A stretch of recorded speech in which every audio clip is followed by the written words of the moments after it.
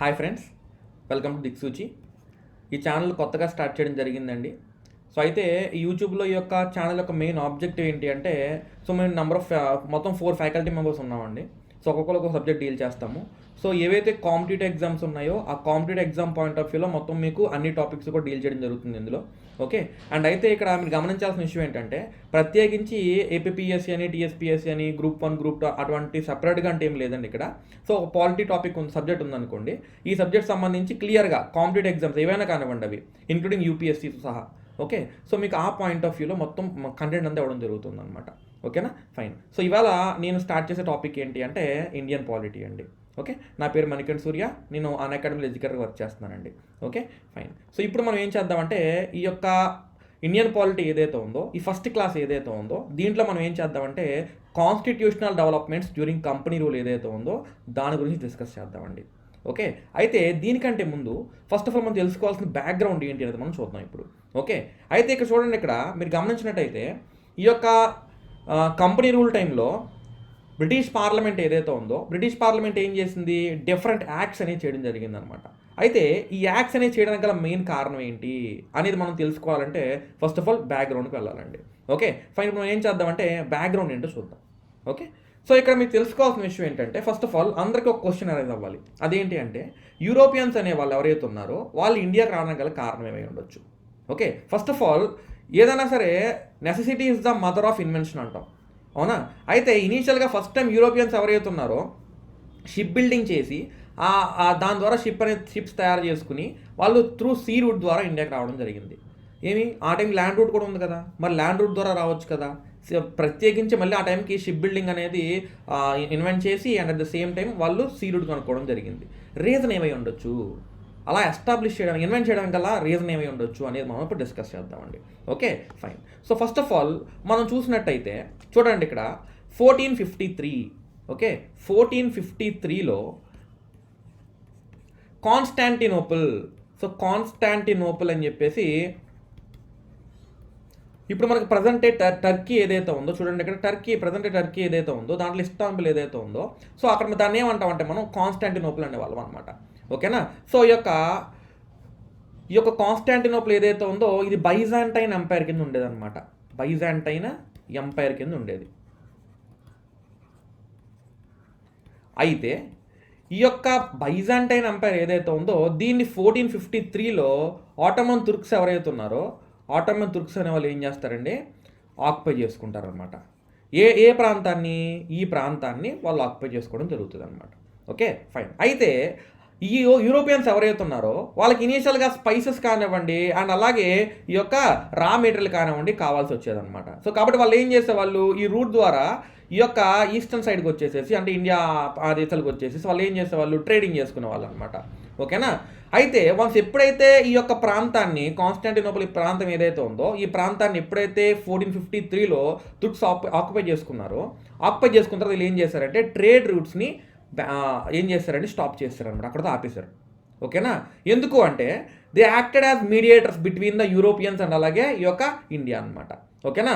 So అంటే ఇక్కడ మీరు గమనించాల్సిన విషయం ఏంటంటే, వాళ్ళు మన దగ్గర నుంచి రా మెటీరియల్స్ కొనుక్కునే వాళ్ళు, సో దానికంటే ఎక్కువ కాస్ట్కి ఏం చేసేవాళ్ళండి, యూరోపియన్స్కి అమ్మేవాళ్ళు అనమాట. ఓకేనా. సో ఈ విధంగా వాళ్ళు ఏం చేయడం జరిగింది, ట్రేడింగ్ అనేది చేయడం జరిగింది. ఎవరండి, తుర్క్స్ అనేవాళ్ళు. ఓకే. అయితే మీరు ఇక్కడ గమనించినట్టయితే దీనివల్ల ఏమవుతుంది, యూరోపియన్స్ హై రేట్కి కొనుక్కోవాల్సి వస్తుంది రా మెటీరియల్ అనేది కదా. సో దాని మీద వాళ్ళకి బర్డెన్ పడిపోతుంది ఎక్కువ, అవునా. బట్ కాకపోతే వాళ్ళు డైరెక్ట్గా ట్రేడింగ్ చేసుకుందామంటే వాళ్ళు ఏమో అలౌ చేయట్లేదు ఆ రూట్ ద్వారా వెళ్ళడానికి. సో కాబట్టి ఎక్కడ వాళ్ళకి ఏం అవసరం వచ్చింది, ఎలాగైనా సరే ఇండియాకి రూట్ కనుక్కోవాలి అనే కాన్సెప్ట్ అర్థమైంది వాళ్ళకి. సో కాబట్టి ఇండియాకి ఫస్ట్ టైం ట్రేడ్ రూట్ కనుక్కుంది ఎవరై అంటే పోర్చుగీస్ అనమాట. సో ఆ విధంగా ఈ పోర్చుగీస్ ఎవరైతే ఉన్నారో ఆ పోర్చుగీస్ ఏం చేశారు, సో ఈ విధంగా ఇండియాకి రావడం జరిగింది అన్నట్టు. ఓకేనా. సో అయితే మీరు గమనించాల్సిన విషయం ఏంటంటే, సో మన ఇండియాలోకి ఫస్ట్ టైం పోర్చుగీస్ వచ్చారండి. ఓకే, గుర్తుపెట్టుకోండి, మన ఇండియాలోకి ఫస్ట్ టైం ఎవరు వచ్చారండి, పోర్చుగీస్ వచ్చారు. అయితే ఈ పోర్చుగీస్ తర్వాత డచ్ రావడం జరిగిందండి. డచ్ తర్వాత ఇంగ్లీష్, తర్వాత డేన్స్ అండి. డేన్స్ అంటే ఇప్పుడు ప్రస్తుతం డానిష్ ఏదైతే ఉందో వాళ్ళు అనమాట. లాస్ట్ వచ్చిందేమో ఫ్రెంచ్ అనమాట. సో ఈ విధంగా యూరోపియన్స్ అందరూ కూడా వన్స్ ఎప్పుడైతే ఈ పోర్చుగీస్ ట్రేడ్ రూట్ కనుక్కున్నారో దాని తర్వాత వీళ్ళందరూ కూడా లైన్గా ఇండియాకి రావడం జరిగింది. ఓకే. సో కాబట్టి ఇక్కడ వీళ్ళు మెయిన్గా ఇండియా అనగల మెయిన్ కారణం ఏంటి అంటే 3 రీజన్స్ అనమాట.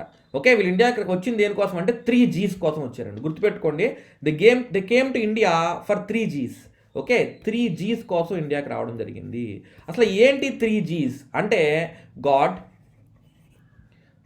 గ్లోరీ, చూడండి ఇక్కడ గుర్తుపెట్టుకోండి, గాడ్, గ్లోరీ అండ్ గోల్డ్. ఈ 3 ఏవైతే ఉన్నాయో ఈ 3 Gs కోసమే వాళ్ళు ఇండియాకి రావడం జరిగింది అనమాట. ఫస్ట్ ఆఫ్ ఆల్ గాడ్ అంటే ఏంటి అంటే స్ప్రెడ్డింగ్ ఆఫ్ క్రిస్టియానిటీని స్ప్రెడ్ చేయడం. నెక్స్ట్ సెకండ్ ఏంటి అంటే గ్లోరీ, వాళ్ళ యొక్క ఆధిపత్యాన్ని నిరూపించుకోవడం. అండ్ గోల్డ్ అంటే ఏంటి అంటే వెల్త్ని అక్యుములేట్ చేసుకోవడం అనమాట. త్రూ ట్రేడింగ్ ద్వారా వాళ్ళు ఏం చేసుకోవాలి, వాళ్ళ యొక్క వెల్త్ని అక్యుములేట్ చేసుకోవాలన్నమాట. ఓకేనా. సో ఈ విధంగా వాళ్ళు ఏంటండి ఇండియాకి రావడం జరిగింది. వీటి కోసం అనమాట, ఈ 3 Gs కోసం ఈ యొక్క యూరోపియన్స్ వాళ్ళు ఇండియాకి రావడం జరిగింది.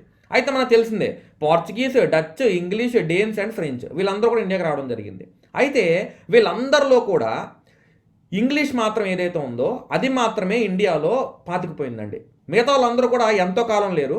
ఓకేనా, వాళ్ళ యొక్క ఆధిపత్యాన్ని నిరూపించగలిగిపోయారు.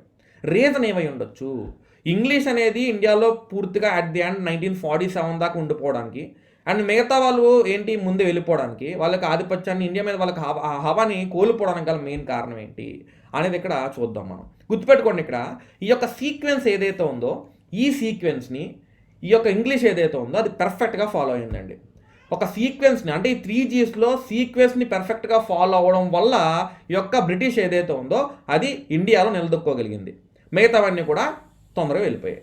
ఓకే, అసలు ఆ సీక్వెన్స్ ఏంటి అనేది మనం చూద్దామండి. ఫస్ట్ వాళ్ళు కాన్సన్ట్రేట్ చేసింది దేని మీద అంటే గోల్డ్, అంటే వెల్త్ని అక్యుములేట్ చేసుకోవడం. అంటే త్రూ ట్రేడింగ్ ద్వారా వాళ్ళు ఏం చేసేవాళ్ళండి, వెల్త్ని అక్యుములేట్ చేసుకున్నారనమాట. ఓకేనా. సో వన్స్ ఎప్పుడైతే ట్రేడింగ్ ద్వారా బాగా సంపాదించారో వాళ్ళు ఏం చేశారు, ఆబ్వియస్లీ ఒక స్టాండింగ్ ఆర్మీని ఏర్పాటు చేసుకున్నారు. ఓకేనా.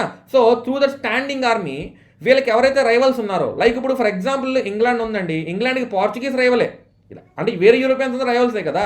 ఎందుకంటే ఇండియాలో ఉన్న రా మెటీరియల్ ఏదైతే ఉందో ఆ రా మెటీరియల్ మొత్తం అందరికీ కావాలి. మరి ఇప్పుడు వన్స్ ఎప్పుడైతే వీళ్ళకి కాంపిటీషన్ వచ్చిందో వీళ్ళకి దొరికే రా మెటీరియల్ ఏమవుతుంది, తగ్గిపోద్ది కదా. అవునా, వీళ్ళకి వచ్చే రా మెటీరియల్ ఏదైతే ఉందో అదేమవుతుందండి, తగ్గిపోతుంది అనమాట. సో కాబట్టి మనం గమనించాల్సిన విషయం ఏంటి అంటే, సో వీళ్ళకి రైవల్స్ ఎవరు, యూరోపియన్సే కదా. సో కాబట్టి యూరోపియన్స్ ఎవరైతే ఉన్నారో ఈ యూరోపియన్స్ వాళ్ళు ఏం చేయాలి, ఆబ్వియస్లీ వీళ్ళు బయటికి తవరేయాలన్నమాట ఇండియా నుంచి. అవునా. సో కాబట్టి వాళ్ళ యొక్క ఆధిపత్యం నిరూపించుకోవాలి వేరే వాళ్ళతో చూసుకుంటే మనం. సో కాబట్టి వీళ్ళు ఏం చేశారు అంటే ఈ యొక్క స్టాండింగ్ ఆర్మీని ఎప్పుడైతే వీళ్ళు ఎస్టాబ్లిష్ చేసుకున్నారో సో దాంతో ఈ యొక్క పోర్చుగీస్ని కానివ్వండి, డచ్ కానివ్వండి, డేన్స్ కానివ్వండి, ఫ్రెంచ్ని కానివ్వండి వీళ్ళు ఏం చేశారండి, ఇండియా నుంచి సమూలంగా పంపించేశారనమాట. ఓకేనా. సో ఆ విధంగా వీళ్ళకి గ్లోరీ నిరూపించుకున్నారు. సో ఇప్పుడు ఏం చేశారు, తర్వాత ఇంటర్నల్ పాలిటిక్స్లో వీళ్ళు పెట్టి ఆబ్వియస్గా ఏం చేశారండి, వీళ్ళు ఈ యొక్క ఆ రాజులకి ఫర్ ఎగ్జాంపుల్ 2 రాజులు గొడవ పడుతున్నారు అనుకోండి, అందులో ఎవరో ఒక రాజుకి సహాయం చేసేవాళ్ళు. సో ఆ రాజు గెలిచిన తర్వాత అతని దగ్గర నుంచి ఏదో విధంగా ప్రోద్బలం పొందేవాళ్ళు. రఫ్గా చెప్పాలంటే ఆ టెరిటరీ ఏదైతే ఉందో వీళ్ళ యొక్క సపోర్ట్ వల్ల ఆ రాజు గెలిచాడు కాబట్టి ఆ టెరిటరీ ఇండైరెక్ట్గా వీళ్ళ కంట్రోల్లోకి వచ్చేదన్నమాట. ఆ విధంగా ఇండియాలో ఉన్న లోకల్ పాలిటిక్స్లో వీళ్ళు పెట్టి ఇండియాలో ఉన్న టెరిటరీస్ అన్ని కూడా వీళ్ళు వసం చేసుకున్నారండి. ఇప్పుడు వన్స్ ఎప్పుడైతే టెరిటరీస్ వీళ్ళ చేతుల్లోకి వచ్చినాయో సో కాబట్టి ఇప్పుడు ఏం చేయగలరు వీళ్ళు, ఆబ్వియస్గా వీళ్ళకి ఇండియా మీద ఆధిపత్యం మొత్తం వచ్చేసింది. సో కాబట్టి అప్పుడు ఫైనల్గా క్రిస్టియానిటీని స్ప్రెడ్ చేయడం స్టార్ట్ చేశారనమాట. ఓకే, సో ఇది మెయిన్ కాన్సెప్ట్ అండి. ఓకే, సో అయితే ఫస్ట్ గోల్డ్, దాని తర్వాత గ్లోరీ అండ్ ఫైనల్లీ గాడ్ అనమాట. సో ఈ సీక్వెన్స్ అనేది పర్ఫెక్ట్గా ఫాలో అయ్యారండి. అది ఇప్పుడు ఫర్ ఎగ్జాంపుల్ పోర్చుగీస్ తీసుకున్నాం అనుకోండి, ఈ పోర్చుగీస్ ఏం చేశారు ఫస్ట్ ఇండియాకి వచ్చి రాగానే క్రిస్టియానిటీ స్ప్రెడ్ చేశారండి. అయితే ఆ టైంకి ఇండియన్స్ ఎవరైతే ఉన్నారో వీళ్ళందరూ కూడా ఆర్థోడాక్స్ హిందూస్ అండ్ ముస్లిమ్స్ అనమాట. సో అంటే పూర్తిగా వాళ్ళ యొక్క మతంలో నమ్మేసిన వాళ్ళు. అవునా, అటువంటిది ఎవరో బయట నుంచి వచ్చి మళ్ళీ ఒక కొత్త దాన్ని వీళ్ళ మీద పెడదాం అనుకుంటే వాళ్ళు ఒప్పుకుంటారండి, లేదు. ఎందుకంటే ఆ టైంకి బాగా మూఢనమ్మకాలు ఉన్న వీళ్ళందరూ కూడా. అవునా. సో కాబట్టి వీళ్ళందరూ ఏం చేశారు, వ్యతిరేకించడం జరిగింది అనమాట. Okay, so that is one of the reason why the Portuguese కానివ్వండి వేరే వాళ్ళు ఎవరైతే ఉన్నారో వాళ్ళందరూ కూడా తొందరగా వెళ్ళిపోవడానికి కారణం. వన్ ఆఫ్ ది రీజన్ అనమాట. అంటే నెంబర్ ఆఫ్ ఫ్యాక్టర్స్ ఉన్నాయి, this is one of the main reason అని చెప్పుకోవచ్చు మనం. ఓకే, సో ఇది ఈ విధంగా యూరోపియన్స్ ఇండియాకి రావడం అండ్ ఇండియాకి వచ్చిన తర్వాత ఫైనల్గా ఇంగ్లీష్ అనేది ఇండియాలో నిలదొక్కుకోవడం గల మెయిన్ కారణం అనమాట. Okay fine. ఇప్పుడు మనం ఇక్కడ ఈ క్లాస్ మెయిన్ కాన్సెప్ట్ ఏంటి, మనకి బ్రిటిష్ గవర్నమెంట్ ఏదైతే ఉందో బ్రిటిష్ గవర్నమెంట్ అనేది యాక్ట్స్ అనేది ఎందుకు చేసింది అనేది తెలుసుకోవాలి. ఓకే, అయితే ఇప్పుడు చూద్దామండి. ఈస్ట్ ఇండియా కంపెనీ ఏదైతే ఉందో ఈస్ట్ ఇండియా కంపెనీ అనేది ఒక ప్రైవేట్ ట్రేడింగ్ కంపెనీ అండి. గుర్తుపెట్టుకోండి, ఈస్ట్ ఇండియా కంపెనీ ఏదైతే ఉందో అది ఒక ప్రైవేట్ ట్రేడింగ్ కంపెనీ. అది మనకు తెలిసిందే, అవునా? అంటే దీనికి గవర్నమెంట్కి ఎటువంటి సంబంధం లేదు, ఓకేనా? బట్ కానీ ఇది ఆ కంట్రీతో కాకుండా వేరే కంట్రీతో ఎక్స్పోర్ట్ ఇంపోర్ట్స్ చేసుకోవాలి కాబట్టి ఆ కంట్రీ యొక్క హెడ్ ఎవరు, క్వీన్ ఎలిజబెత్ ఎవరైతే ఉన్నారో సో ఆవిడ యొక్క పర్మిషన్ తీసుకున్నారండి. సో ఆవిడ దగ్గర నుంచి చార్టర్ తీసుకొని ఏం చేశారండి, ఈ యొక్క కంపెనీ ఏం చేసింది, ఇండియాతో ట్రేడింగ్ చేయడం స్టార్ట్ చేసింది. అయితే గుర్తుపెట్టుకోండి, ఈ కంపెనీ ఒక్కరిదో కాదండి. So number of share holders ఉంటారనమాట. అంటే ఇండివిజువల్ ట్రేడర్స్ ఎవరైతే ఉన్నారో వాళ్ళందరూ కలిపి ఒక కంపెనీ ఏర్పాటు చేయడం జరిగిందండి, ఓకేనా? The company and the merchants of London trading in to the east Indies అనమాట, ఓకేనా? సో అయితే ఈ యొక్క కంపెనీ ఏదైతే ఉందో the governor and the merchants of London trading in to the east Indies, ఈ కంపెనీ పేరు యాక్చువల్గా అయితే. దీన్ని మనం షార్ట్గా ఏం పిలుచుకుంటాం, ఈస్ట్ ఇండియా కంపెనీ అని పిలుచుకుంటామండి, ఓకే? అయితే ఈ ఈస్ట్ ఇండియా కంపెనీ ఏదైతే ఉందో ఇది దీంట్లో నెంబర్ ఆఫ్ షేర్ హోల్డర్స్ ఉంటారు, అవునా? వాళ్ళందరినీ ఏమంటామంటే కోర్ట్ ఆఫ్ ప్రొప్రైటర్స్ అంటామండి, కోర్ట్ ఆఫ్ ప్రొప్రైటర్స్ అంటాం. సో అయితే వీళ్ళ ఏం చేశారంటే ఒక 24 మెంబర్స్ని కోర్ట్ ఆఫ్ డైరెక్టర్స్ కింద ఎన్నుకుంటారనమాట. అంటే అమాంగ్ దెమ్సెల్వ్స్ వాళ్ళలో వాళ్ళే ఒక 24 మందిని ఏం చేస్తారండి, కోర్ట్ ఆఫ్ డైరెక్టర్స్ కింద ఎన్నుకుంటారు, కోర్ట్ ఆఫ్ డైరెక్టర్స్ని ఎన్నుకుంటారు, ఓకే?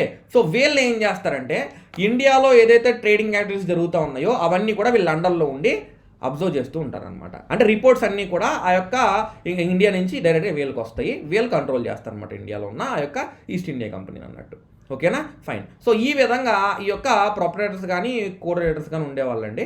అయితే ఇక్కడ మీరు గమనించినట్టయితే ఇది ఒక private trading company, okay? Once ఇండియాలోకి వచ్చింది, దీనికి ఏం తెలుసు, ఓన్లీ కమర్షియల్ యాక్టివిటీస్ మాత్రమే తెలుసు, అంటే ట్రేడింగ్ చేసుకోవడం మాత్రమే తెలుసు అండి, దీనికి వేరే ఏమీ తెలియదు, అవునా? అంటే అడ్మినిస్ట్రేషన్ తెలియదు దీనికి, ఎందుకంటే ఇది ఒక అడ్మినిస్ట్రేటివ్ బాడీ కాదు కాబట్టి, ఓకేనా? అయితే ఇది వన్స్ ఎప్పుడైతే ఇండియాకి వచ్చి ట్రేడింగ్ యాక్టివిటీస్ చేసిందో ఆబ్వియస్లీ ఏం చేసింది, వెల్త్ అక్యుములేట్ చేసుకుంది, తద్వారా ఏం చేసింది, స్టాండింగ్ ఆర్మీని ఏర్పాటు చేసుకుంది. దాని తర్వాత ఏం చేసిందండి, గ్లోరీ నిరూపించుకుంది. వన్స్ ఎప్పుడైతే గ్లోరీ నిరూపించుకుందో ఆబ్వియస్లా నేనేం చెప్పాను మీకు, ఇంటర్నల్ పాలిటిక్స్లో వేలుపడడం జరిగింది అని చెప్పాను. సో ఫైనల్గా through battle of Plassey and battle of Buxar ద్వారా ఈ యొక్క బెంగాల్ రీజన్ ఏదైతే ఉందో అదంతా కూడా ఎవరి చేతిలోకి రావడం జరిగిందండి, ఈ యొక్క ఈస్ట్ ఇండియా కంపెనీ చేతిలోకి రావడం జరిగింది. అయితే ఇప్పుడు నేనేం చెప్పాను మీకు, ఈస్ట్ ఇండియా కంపెనీ అనేది ఒక కమర్షియల్ బాడీ మాత్రమే, ఓకే? ఇది అడ్మినిస్ట్రేటివ్ బాడీ కాదు, అంటే దానికి రూల్ చేయడం తెలియదు, ఓకే? ఓన్లీ ఫైనాన్షియల్ మ్యాటర్స్ చూసుకోగలదు తప్ప దీనికి రూలింగ్ చేయడం తెలియదు, అవునా? సో కాబట్టి ఈ యొక్క కంపెనీ ఏం చేసిందంటే డబల్ గవర్నమెంట్ అని చెప్పేసి ఒక డబల్ గవర్నమెంట్ని ప్రవేశపెట్టిందండి, ఎక్కడ, బెంగాల్లో. సో 1765లో బెంగాల్లో ఏం చేసిందంటే డబల్ గవర్నమెంట్ని ప్రవేశపెట్టింది. అసలు ఏంటి డబల్ గవర్నమెంట్ అంటే ఏంటి అంటే ఇక్కడ 2 టైప్స్ ఆఫ్ రైట్స్ ఉంటాయండి, ప్రతి రాజుకి కూడా 2 టైప్స్ ఆఫ్ రైట్స్ ఉంటాయి. ఒకటి ఏంటి అంటే నిజామత్ రైట్స్ అంటాం, ఒకటేంటి నిజామత్ రైట్స్, ఇంకొకటి ఏంటి అంటే చూడండి ఇక్కడ Nizamat rights and Diwani rights. Diwani rights అంటే ఏంటి అంటే ఫినాన్షియల్ రైట్స్ అనమాట. దీవానీ రైట్స్ అంటే ఏంటండి, ఫినాన్షియల్ రైట్స్.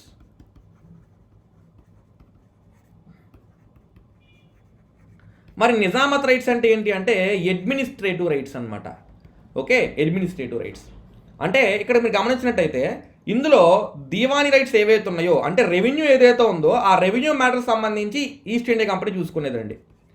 బట్ కానీ ఈ నిజామత్ రైట్స్ ఏవైతే ఉన్నాయో అంటే అడ్మినిస్ట్రేషన్ అనమాట, అది మాత్రం ఆ లోకల్ నవాబ్, బెంగాల్ నవాబ్ ఎవడైతున్నాడో అతనికి ఇచ్చడం జరిగిందనమాట. అంటే ఇక్కడ గమనించాల్సిన విషయం ఏంటంటే ఒక కంట్రీని పర్ఫెక్ట్గా మనం రూల్ చేయాలి అంటే, ఒక టెరిటరీని కరెక్ట్గా రూల్ చేయాలి అంటే బోత్ ఫినాన్షియల్ మ్యాటర్స్ కానివ్వండి, అడ్మినిస్ట్రేటివ్ మ్యాటర్స్ కానివ్వండి, రెండూ కూడా దాన్ని రూల్ చేసే రూలర్ చేతుల్లోనే ఉండాలి. బట్ కానీ ఇక్కడ ఏమైంది, ఆ రూలర్కి ఓన్లీ అడ్మినిస్ట్రేటివ్ రైట్స్ మాత్రమే ఉన్నాయి, ఫినాన్షియల్ రైట్స్ ఎవరు తీసేసుకున్నారు, ఈస్ట్ ఇండియా కంపెనీ తీసుకుంది. అర్థమైందా? సో కాబట్టి అతనికి పవర్స్ అంటే ఏం లేవండి. అంటే రఫ్గా చెప్పాలంటే అతను ఎవరి కింద బతకాలి, ఈస్ట్ ఇండియా కంపెనీ కింద బతకాలి. అర్థమైందండి? సో కాబట్టి ఈ విధంగా డబల్ గవర్నమెంట్ అనేది ప్రవేశపెట్టడం జరిగిందనమాట, ఓకేనా? అయితే మీరు గమనించినట్టయితే వన్స్ ఎప్పుడైతే డబుల్ గవర్నమెంట్ ప్రవేశపెట్టడం జరిగిందో సో ఈ battle of Plassey, battle of Buxar తర్వాత ఈ యొక్క కంపెనీ ఎంప్లాయీస్ ఎవరైతే ఉన్నారో వీళ్ళందరూ కూడా కరప్ట్ ప్రాక్టీసెస్ స్టార్ట్ చేశారు, ఓకేనా? సో ఈ కరప్ట్ ప్రాక్టీస్ అంటే కరప్షన్స్ ఎక్కువ చేసేవాళ్ళు అనమాట. అప్పటిదాకా వాళ్ళు ఏం చేసేవాళ్ళంటే కంపెనీ కోసం పనిచేసేవాళ్ళండి. బట్ కానీ అక్కడి నుంచి ఏం చేస్తున్నారంటే వీళ్ళు ప్రైవేట్ ట్రేడింగ్ చేసుకోవడం స్టార్ట్ చేశారు. అంటే వాళ్ళ సొంతంగా వాళ్ళ కోసం వాళ్ళు ట్రేడింగ్ చేసుకోవడం స్టార్ట్ చేశారు. సో తద్వారా ఏమైందంటే ఈ యొక్క కంపెనీ ఏదైతే ఉందో అది ఏమైందండి, హ్యూజ్ లాసెస్లోకి వెళ్ళిపోయిందండి. ఓకేనా, హ్యూజ్ లాసెస్లోకి వెళ్ళిపోయింది. ఎంతలా వెళ్ళిపోయింది అంటే ఇదివరకు ఇనీషియల్గా బ్రిటిష్ గవర్నమెంట్కి అప్పు ఇచ్చేంత స్థితికి వెళ్ళిపోయింది ఇది. అటువంటిది సో వీళ్ళ యొక్క కరప్ట్ ప్రాక్టీసెస్ చేయడం ద్వారా ఏమైంది అంటే ఈ యొక్క కంపెనీ లెవెల్ అనేది ఎలా తగ్గిపోయింది అంటే ఈ కంపెనీయే మళ్ళీ గవర్నమెంట్ని లోన్కి అప్లై చేసుకునే విధంగా, గవర్నమెంట్కి లోన్ అప్లై చేసుకునే విధంగా తయారైందనమాట. ఓకేనా, ఫైనల్గా ఇంకా చేసేది ఏం లేక ఈ కంపెనీ ఏం చేస్తా అంటే బ్రిటిష్ గవర్నమెంట్ని లోన్కి అప్లై చేస్తుంది అనమాట. అయితే బ్రిటిష్ గవర్నమెంట్కి ఒక డౌట్ వస్తుంది, ఏంటి ఇది ఎంత ప్రాఫిట్స్తో నడుస్తూ ఉంది కదా, బట్ కానీ ఎందుకు లాస్లోకి వెళ్ళిపోయింది, రీజన్ ఏంటి అనేది కనిపెట్టడం కోసం ఏం చేశారండి, ఇక్కడ ఒక కమిటీని ఏర్పాటు చేయడం జరిగిందండి. దాన్నే లార్డ్ బొర్గోయిన్ కమిటీ అంటామండి. లార్డ్ బొర్గోయిస్ కమిటీ అని పిలవచ్చు, లార్డ్ బొర్గోయిస్ కమిటీ. సో ఈ కమిటీ యొక్క మెయిన్ ఆబ్జెక్టివ్ ఏంటి అంటే అసలు ఇండియాలో జరుగుతున్న పరిణామాలు ఏంటి అనే దానికి సంబంధించి రిపోర్ట్ ఇవ్వడం అనమాట. సో ఫైనల్గా ఈ కమిటీ రిపోర్ట్ ఇస్తుందండి.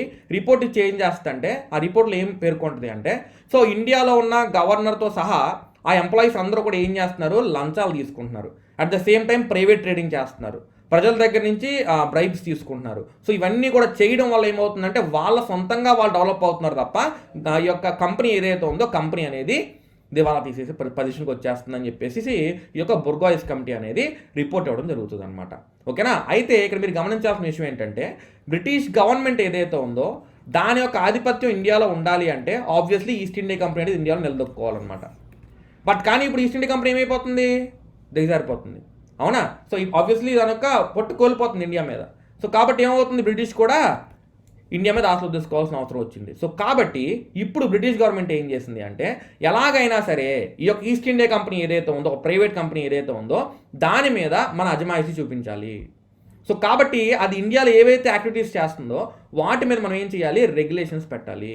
సో రెగ్యులేట్ చేయాలి, వాటి యొక్క యాక్టివిటీస్ ఏవైతే ఉన్నాయో వాటిని మనం ఏం చేయాలి, రెగ్యులేట్ చేయాలి అని చెప్పేసి అక్కడి నుంచి యాక్ట్స్ చేయడం స్టార్ట్ చేశారనమాట. ఓకేనా, సో కాబట్టి ఇక్కడ మీరు గమనించాల్సిన విషయం ఏంటంటే ఈ యొక్క యాక్ట్స్ ఏవైతే ఉన్నాయో నెక్స్ట్ ఫస్ట్ వచ్చిన యాక్ట్ ఏంటంటే రెగ్యులేటింగ్ యాక్ట్ 1773 అండి. ఓకేనా, ఈ యాక్ట్స్ ఏవైతే ఉన్నాయో అక్కడి నుంచి స్టార్టింగ్ అని మనకి ఎందుకు చేయడం జరిగింది బ్రిటిష్ గవర్నమెంట్ అనేది మనం ఇప్పుడు అర్థమైంది మనకి. అయితే ఇక్కడ ఈ యొక్క యాక్ట్స్ ఏవైతే ఉన్నాయో వీటిని మనం ఏం చెప్పుకోవాలంటే 2 భాగాలుగా విడదీయచ్చు అనమాట. ఓకేనా, అవేంటి అంటే constitutional developments during the company rule, constitutional developments during the company rule అని చెప్పి ఒకటి, అండ్ అలాగే constitution developments during the crown rule అని చెప్పి ఒకటి. ఇలా 2 హెడ్స్లో చదువుకోవాలి మనం. అంటే రఫ్గా చెప్పాలంటే 1773 రెగ్యులేటింగ్ యాక్ట్ దగ్గర నుంచి 1853 4th and the last charter act వరకు కూడా ఇండియాని కంపెనీ రూల్ చేసింది. బట్ కానీ ఆ యొక్క ఏంటండి లాస్ట్ని మాత్రం పార్లమెంటే చేసేదన్నమాట. అంటే చిన్నగా ఒక్కొక్క యాక్ట్ ద్వారా ఏం చేసింది, బ్రిటిష్ గవర్నమెంట్ అనేది ఈస్ట్ ఇండియా కంపెనీ దగ్గర నుంచి పవర్స్ తీసేసుకుందనమాట. At the end of the day 1857 revolt ఎప్పుడైతే జరిగిందో, సిపాయి మ్యూటనీ ఏదైతే జరిగిందో, సిపాయి మ్యూటనీ తర్వాత మొత్తం పూర్తిగా ఈస్ట్ ఇండియా కంపెనీ ఇండియాకి పంపించేసి ఏం చేసిందండి, మొత్తం పవర్ అంతా కూడా బ్రిటిష్ గవర్నమెంట్ తీసేసుకుంది అనమాట. సో అక్కడి నుంచి ఏవైతే యాక్ట్స్ చేశారో అంటే 1858 government of India act or act of good governance అని చెప్పొచ్చు మనం. అక్కడి నుంచి 1947 ఇండియన్ ఇండిపెండెన్స్ యాక్ట్ వరకు కూడా దీన్ని ఏమంటాం మనం, క్రౌన్ రూల్లో చేసిన యాక్ట్స్ అని చెప్పుకోవచ్చు అనమాట. ఓకేనా, ఫైన్. సో కాబట్టి ఇప్పుడు మనం ఏం చేద్దామంటే ఈ కంపెనీ రూల్ ఏదైతే ఉందో ఈ కంపెనీ రూల్కి సంబంధించి ఇనీషియల్గా మనం స్టార్ట్ చేద్దామండి. ఈ కంపెనీ రూల్కి సంబంధించి యాక్ట్స్ ఏం చేశారనేది. సో ఫస్ట్ యాక్ట్ ఏంటండి, regulating act 1773. Next second act, act of settlement or amending act 1781. So ఈ 2 కలిపి ఒకేసారి చదువుకుందాం మనం. ఎందుకు అంటే ఇక్కడ మీరు గమనించినట్టయితే రెగ్యులేటింగ్ యాక్ట్ 1773లో ఏవైతే డిఫెక్ట్స్ ఉన్నాయో ఆ డిఫెక్ట్స్ అనేవి ఈ అమెండింగ్ యాక్ట్ 1781లో మ్యాక్సిమం రిజాల్వ్ చేయడం జరిగిందనమాట. ఓకేనా, సో కాబట్టి ఇవన్నీ మనం నెక్స్ట్ క్లాస్ డిస్కస్ చేసుకుందామండి. ఐ హోప్ ఇక్కడ దాకా మీకు అర్థమైందని అనుకుంటున్నాను నేను. ఓకే, అయితే చూద్దాం ఇక్కడ ఒకసారి. ఇవన్నీ కూడా ఏవైతే ఉన్నాయి ఇవన్నీ కూడా డ్యూరింగ్ కంపెనీ రూల్ అండి, ఇండియాని కంపెనీ రూల్ చేస్తున్నప్పుడు చేసిన యాక్ట్స్ అనమాట. ఓకేనా, సో ఫస్ట్ ఆఫ్ ఆల్ ఇవి మనం డిస్కస్ చేసుకుంటామండి ఈ టాపిక్స్ అనేవి. దీని తర్వాత అప్పుడు మనం ఏం చేస్తామండి, క్రౌన్ రూల్లోకి వెళ్ళిపోతాం అనమాట. ఓకేనా, ఫైన్. సో నెక్స్ట్ క్లాస్ ఏదైతే ఉందో మనం నెక్స్ట్ క్లాస్లో ఏం చేద్దామంటే యాక్ట్ ఆఫ్ సెటిల్మెంట్ అంటే రెగ్యులేటింగ్ యాక్ట్ 1773 అండ్ అలాగే act of settlement or amending act 1781 ఈ 2 కూడా మనం డిస్కస్ చేసుకుందాం. ఓకే, నెక్స్ట్ క్లాస్లో. ఓకే, అండ్ ఇక్కడ మీరు గమనించినట్టయితే ఇది నా రెఫరల్ కోడ్ అండి అన్అకాడమీకి సంబంధించి. సో అన్అకాడమీలో కూడా నేను క్లాసెస్ టీచ్ చేస్తాను. నేను అందులో పాలిటీ టీచ్ చేస్తానండి. అయితే ఆల్రెడీ నేను చాలా కోర్సులు లాంచ్ చేయడం జరిగింది. ఆల్రెడీ ఇప్పుడు ఆన్‌గోయింగ్ క్లాసెస్ ఉన్నాయి. అప్‌కమింగ్ క్లాసెస్ కూడా ఉన్నాయి. అప్‌కమింగ్ క్లాసెస్ కూడా ఉన్నాయి. అయితే సో నేను ప్రతిరోజు కూడా 11 ఏఎంకి ఒకటి అండ్ 1 పీఎంకి ఒకటి స్పెషల్ క్లాసెస్ తీసుకుంటానండి. ఓకే. ఆ స్పెషల్ క్లాసెస్ ఏవైతే ఉన్నాయో అవి అందరూ చూడొచ్చు. సబ్స్క్రిప్షన్ తీసుకోకపోయినా కూడా చూడొచ్చు. ఓకేనా. సో అది నేను మీకు సెపరేట్గా ఒక వాట్సాప్ గ్రూప్ అనేది మీకు డిస్క్రిప్షన్లో పెట్టడం జరుగుతుంది. టెలిగ్రామ్ ఛానల్ అండ్ అలాగే వాట్సాప్ గ్రూప్ సంబంధించి లింక్స్ అనేవి. ఓకే. సో దాంట్లో మీరు చూసి దాంట్లో నేను మీకు పోస్ట్ చేస్తానండి. దాని ప్రకారం మీరు ఆ లింక్లో క్లిక్ చేయడం ద్వారా డైరెక్ట్గా క్లాస్కి రావచ్చండి మీరు. అండ్ అలాగే ఎవరైతే అన్అకాడమీలో సబ్స్క్రిప్షన్ తీసుకోవాలనుకుంటున్నారో వాళ్ళు నా రెఫరల్ కోడ్ యూస్ చేసుకోవచ్చండి. సూర్య 666 అండి. ఇది యూస్ చేసుకోవడం ద్వారా మీకు 10% డిస్కౌంట్ వస్తుందన్నమాట. 10% డిస్కౌంట్ వస్తుంది. అంటే ఇప్పుడు ఫర్ ఎగ్జాంపుల్ ఏపీఎస్సీ కేటగిరీకి సంబంధించి ఏపీఎస్సీ టీఎస్పీఎస్సీ కేటగిరీకి సంబంధించి 7,000 రూపీస్ 1 ఇయర్ సబ్స్క్రిప్షన్ అనమాట. అయితే ఈ రెఫరల్ కోడ్ యూస్ చేసుకుని అప్లై చేయడం ద్వారా మీకు 700 తగ్గుతుందండి. అంటే 6,300కే మీకు ఆ 1 ఇయర్ సబ్స్క్రిప్షన్ అనేది రావడం జరుగుతుంది అనమాట. ఓకే. సో దాంట్లో మనకి వీక్లీ క్విజెస్ ఉంటాయి, డౌట్ క్లియరింగ్ సెషన్స్ కూడా ఉంటాయండి. ఓకేనా, fine. And number of educators అనే వాళ్ళు దాంట్లో టీచ్ చేస్తున్నారండి. ఓకే. ఐ హోప్ మీకు అందరికీ అర్థమైందని అనుకుంటున్నాను. అండ్ అలాగే ఈ యొక్క యూట్యూబ్ ఛానల్ ద్వారా మాకు ఆబ్జెక్టివ్ ఏంటి అంటే మీ అందరికీ కూడా ఈ యొక్క ఎడ్యుకేషన్ రెవల్యూషన్ తీసుకొద్దాము. ఎందుకంటే ఇక్కడ రఫ్గా చెప్పాలంటే ఒకే సబ్జెక్ట్ అందరూ టీచ్ చేయట్లేదండి. నేను ఒకే సబ్జెక్ట్ టీచ్ చేయట్లేదు, అవునా. సో ఒక్కొక్క సబ్జెక్ట్కి ఆ యొక్క సబ్జెక్ట్ ఎక్స్పర్ట్స్ ఎవరైతే ఉన్నారో వాళ్ళు టీచ్ చేస్తున్నారండి. సో ప్రస్తుతానికి 4 ఫ్యాకల్టీ ఉన్నాం మేము. నేను పాలిటీ తీసుకుంటాను, రాంబాబు సార్ హిస్టరీ తీసుకుంటారండి, ప్రదీప్ సార్ ఏమో ఎకానమీ తీసుకుంటారు, అండ్ అశోక్ సార్ ఏమో సైన్స్ అండ్ టెక్నాలజీ తీసుకుంటారండి. ఓకేనా. అండ్ అలాగే మీకేమైనా డౌట్స్ ఉంటే ఆ డౌట్స్ మాత్రం మీరు ఏం చేయొచ్చు అంటే సెపరేట్గా ప్రతి దానికి కూడా, అంటే ఫర్ ఎగ్జాంపుల్ పాలిటీ డౌట్ ఉందనుకోండి, దానికంటూ ఒక వాట్సాప్ నెంబర్ ఇస్తామండి. దానికి మీరు పాలిటీ డౌట్స్ ఏమైనా ఉంటే మీరు అడగొచ్చు దాని ద్వారా. అండ్ అలాగే హిస్టరీకి సెపరేట్ వాట్సాప్ నెంబర్ ఇస్తాము. అలా ప్రతి సబ్జెక్ట్కి కూడా సెపరేట్ వాట్సాప్ నెంబర్స్ ఇస్తాం అనమాట. సో దాని ద్వారా మీకు ఏమైనా డౌట్స్ ఉంటే క్లారిఫై చేసుకోవచ్చండి. ఓకే. సో ఇదండి. అండ్ మీరు అందరూ కూడా మమ్మల్ని ఆదరిస్తారని అనుకుంటున్నాము. థ్యాంక్ యూ అండి.